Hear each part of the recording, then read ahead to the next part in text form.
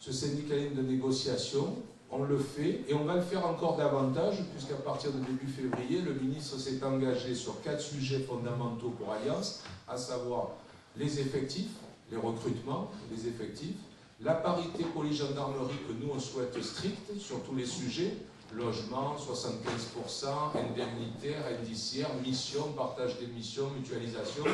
Troisième sujet, l'équivalence catégorie B, parce qu'un policier qui travaille mieux et qui travaille plus, il faut aussi qu'il soit plus payé.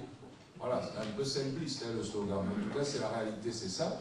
Donc l'équivalence catégorie B, il faut la mettre en œuvre, il faut la négocier. Il ne s'agit pas de crier partout, on veut de l'argent. Il s'agit de dire comment on le veut et pourquoi faire. Et pourquoi on doit avoir cet argent, parce que le métier il est difficile, il est pénible.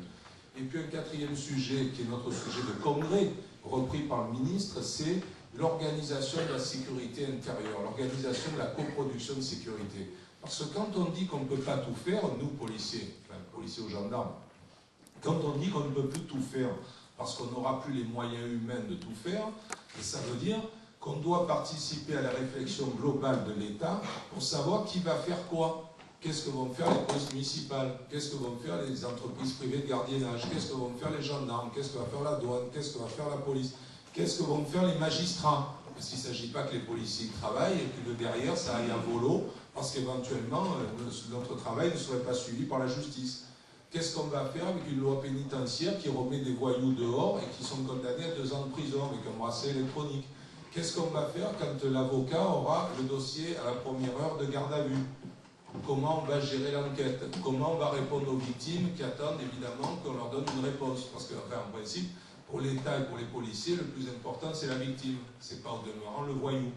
Voilà. Donc tout ça, c'est un syndicalisme différent. Ces thèmes-là, alors c'est vrai qu'il y en a qui les reprennent, parce qu'ils doivent voir que c'est un peu porteur. Alors sûr qu'ils les reprennent intellectuellement. C'est sûr qu'ils s'agitent dans la rue en disant il faut arrêter la politique de résultat. Mais pas du tout. C'est pas la politique de résultat qu'il faut arrêter. C'est la politique de la culture de la statistique. C'est la politique du chiffre. C'est pas le résultat qu'il faut arrêter. Est-ce qu'il y a des policiers même, des collègues, qui disent moi finalement le résultat ça m'intéresse pas?